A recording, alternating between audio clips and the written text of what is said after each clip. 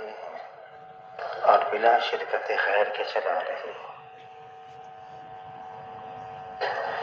یہاں جو کچھ ہے اللہ کے حکم سے ہے۔ ہاں، اس میں کوئی شک نہیں کہ ہر چیز اللہ تعالیٰ نے ایک سبب کے تحت چلائی ہے۔ دنیا کا نظام بھی سبب کے تحت کیا اسباب مقرر فرمائے ہیں کہ اللہ تعالیٰ کلام پاک میں فرما رہے ہیں۔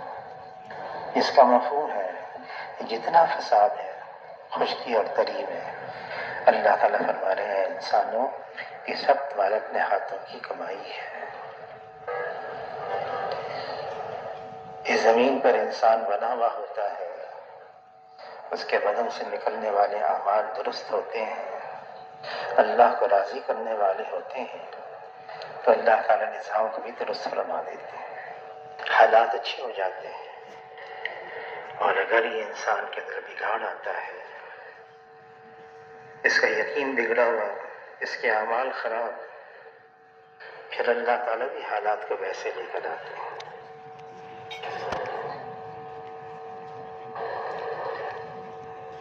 کیا کرنا چاہیے؟ اس کا بھی راستہ بتایا ہے۔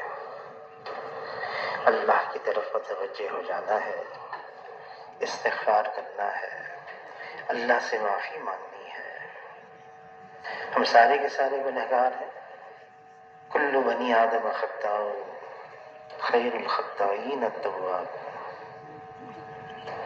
سارے گنہگار ہیں، لیکن بہترین گنہگار وہ ہے اقرار جرم کرے اور اللہ سے معافی مانگے،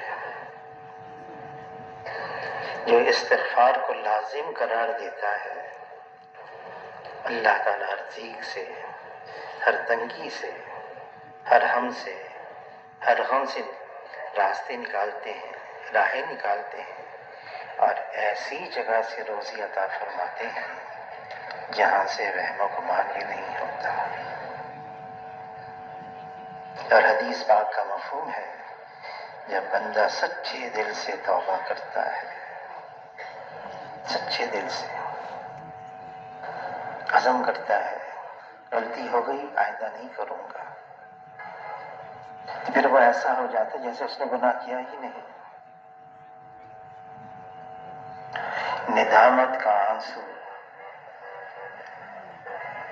جو چھلکتا ہے اس کی آنکھ سے، ہاں اتنا ہی ہو کہ مکھی کے سر کے برابر، فرمایا جس کا مفہوم ہے اس کا جہنم میں جانا ہی اتنا دشوار ہے جیسے دودھ کا تھن میں واپس جانا دشوار ہے۔ خوب استغفار کرنا ہے، اللہ سے معافی مانگنی ہے۔ اور ہمارے حاجی عبدالوہاب صاحب رحمۃ اللہ علیہ تو یوں فرماتے تھے، ہم اس پر بھی استغفار کریں بحیثیت ایک امت کے۔ اللہ نے ہم پر ایک بہت بڑی ذمہ داری ڈالی تھی، اس زمین پر اللہ کی فرما برداری عام ہوتی چلی جائے اور اس زمین سے اللہ کی نافرمانی مٹتی چلی جائے۔ اس میں ہم سے بڑی کوتاہی ہوئی، لغزش ہوئی، غفلت ہوئی۔ ہم اس پر بھی اللہ سے معافی مانگیں، خوب معافی مانگیں، ساری امت کی طرف سے بھی اللہ سے معافی مانگیں، اور یہ بھی دعا کریں اے اللہ جتنی غلطی ہوئی، جتنی کوتاہی ہوئی، جتنی غفلت ہوئی معاف فرما، اور آئندہ کے لیے امت کے ایک ایک فرد کو اس دین کے کام کے لیے قبول فرما دے۔ امت کے ایک ایک فرد کو جس نے کلمہ پڑھ لیا لا الہ الا اللہ محمد رسول اللہ، وہ اپنی اس ذمہ داری کا احساس کرے، اس کے اندر یہ جذبہ پیدا ہو جائے مجھے خود بھی دین پر چلنا ہے، اس دین کو دنیا میں عام کرنا ہے۔ اور دین پہ چلنا کیا ہے؟ اللہ کی اطاعت میں، حضور صلی اللہ علیہ وسلم کی تابعداری میں زندگی گزارنی ہے، اللہ کی نافرمانی سے بچنا ہے۔ گناہ تو ہو جاتے ہیں، غلطی ہو جاتی ہے، بلکہ مولانا یوسف قاندیلوی رحمۃ اللہ علیہ کے ملفوظات میں ہے، ہم تو گناہوں کے سمندر میں ڈوبے ہوئے ہیں، لیکن اللہ نے اس کا دریا کر رکھا ہے۔ استغفار ہے، سچی توبہ ہے، معافی مانگنا ہے، رجوع کرنا ہے، اپنی زندگی کو بدلنا ہے۔ یہ زندگی، یہ سانس، یہ اللہ کی طرف سے بڑی ہی نعمت ہے۔ اس زندگی کا ایک ایک لمحہ انتہائی قیمتی ہے، بہت قیمتی۔ حدیث پاک کا مفہوم ہے کہ جنت میں پہنچ بھی گیا، جنت میں جانے کے بعد جنتی کو کسی بات کا کل کو افسوس نہیں ہوگا بجز اس گھڑی کے جو دنیا میں اس نے غفلت میں گزار دی، بغیر اللہ کے ذکر کے گزار دی۔ یہ وقت اس کو یاد آئے گا، جنتی کو جنت میں افسردہ کر دے گا، میں نے یہ وقت کیوں ضائع کیا۔ آج ہمارے پاس موقع ہے، وقت ہے، بہت قیمتی وقت ہے، اور اس راستے کے اندر نکل کر مال اور جان اور اوقات کی قربانی دینا ہے۔ وقت تو لگ رہا ہے ہمارا، اگر دین پر نہیں لگ رہا تو کہیں اور لگ رہا ہے، اس لیے رجوع کرنا ہے، زندگی کو بدلنا ہے، اس دین کی خاطر جان مال اوقات کو استعمال کرنا ہے۔ اگر اللہ کے یہاں قبول ہو جائے تو یہ اللہ کی طرف سے بہت بڑا ہم پر انعام، فضل، کرم۔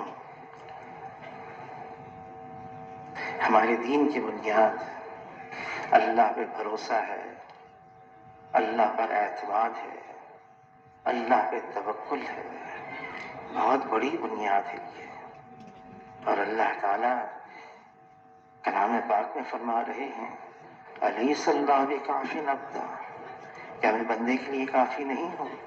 اللہ ہمارے لیے کافی ہے۔ مال والے، اس سے زندگی نہیں بنتی، مال سے زندگی نہیں بنتی، زندگی اس کی بنتی ہے جس کی اللہ بناتے ہیں۔ نقشے، چیزیں، نقشوں والوں سے، چیزوں والوں سے کام نہیں بنتا، کام اس کا بنتا ہے جس کی اللہ بناتے ہیں۔ عہدے سے، منصب سے، ڈگری سے، منصب والوں سے، عہدے والوں سے، ڈگری والوں سے عزت نہیں ملتی، عزت اس کو ملتی ہے جس کو اللہ دیتے ہیں۔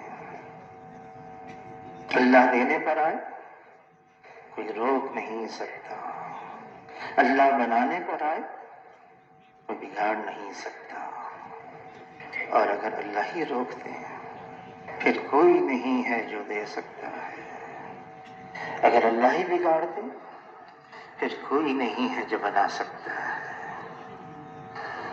ہم سب اللہ کے محتاج ہیں، حاجت مند ہیں، ضرورت مند ہیں۔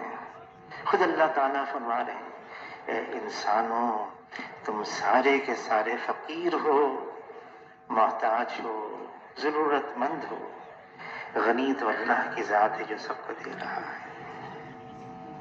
اللہ نے حکم دیا ہے، مانگو مجھ سے، پھر وعدہ کیا ہے مانگو گے تو عطا کروں گا۔ کیا مانگنا ہے؟ فرمایا اگر جوتے کا تسمہ بھی ٹوٹ جائے یہ بھی اللہ سے مانگو، گھر میں نمک کی ڈلی نہیں یہ بھی اللہ سے مانگو۔ لیکن اللہ سے مانگنا، ہر چیز مانگنی ہے۔ سب سے بڑی دولت ہدایت کی دولت ہے۔ ہدایت مل گئی جو اللہ تعالیٰ نے صرف اپنے قبضے میں رکھا ہے، اپنے پاس رکھا ہے۔ ہدایت مل گئی، دنیا بھی بن گئی اور آخرت بھی بن گئی۔ جب ہدایت عام ہوتی ہے پھر شعور پیدا ہوتا ہے، حق کیا ہے، باطل کیا ہے، پھر آدمی گناہوں کو چھوڑتا ہے، اللہ کی نافرمانی کو چھوڑ دیتا ہے اور اللہ کی فرما برداری میں زندگی گزارتا ہے، اور اللہ کی اطاعت کے بغیر دنیا کی زندگی، آخرت تو ہے ہی، دنیا کی زندگی خوشگوار بن نہیں سکتی۔ اللہ کی فرما برداری میں آدمی زندگی گزارے گا۔ ہاں، نفس بھی ہے، شیطان بھی ہے، تقاضے بھی ہیں، خواہشات بھی رکھ دی اللہ نے ہمارے اندر، ماحول بھی بگڑا ہوا ہے، سب کا مقابلہ کرنا ہے۔ اور نفس فرمایا تمہارا سب سے عظیم دشمن تمہارے پہلو کے اندر ہے، اور شیطان یہ تو کھلا ہوا دشمن ہے، اور یہ مقابلہ ہے، آخری سانس تک مقابلہ ہے۔ یہ نفس کا مجاہدہ ہے، جو نفس کا تقاضا اندر سے پیدا ہو ہم اس کو دبائیں گے، اس کے ساتھ مقابلہ کریں گے۔ ہمیں نفس کی نہیں ماننی، ہمیں تو اللہ کی ماننی ہے۔ فرمایا جس کا مفہوم ہے کوئی شخص اس وقت تک مسلمان ہو نہیں سکتا جب تک کہ اس کی خواہشات اس دین کے تابع نہ ہو جائے جس کو میں لے کر آیا ہوں۔ نفس کا تو تقاضا ہے، لیکن ہمیں تو مکمل طور سے دین میں داخل ہونا ہے۔ جی چاہی، من چاہی، سب چھوڑ دینی ہے۔ رب چاہی، میرا اللہ مجھ سے کیا تقاضا کر رہا ہے، اللہ کی کیا منشا ہے، اس کے مطابق زندگی گزارنی ہے۔ وقت میں تو ٹھہراؤ نہیں ہے، وقت گزر رہا ہے،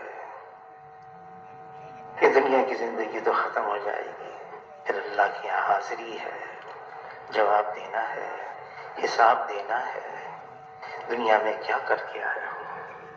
اسی فکر کے لیے ہم یہاں پر جمع ہوئے۔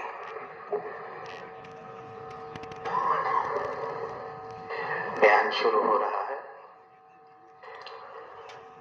عمل کی نیت سے بیٹھیں گے، دوسروں تک پہنچانے کی نیت سے بیٹھیں گے، اللہ سے دعا کریں گے اللہ میں اس کام کے لیے قبول فرما لے۔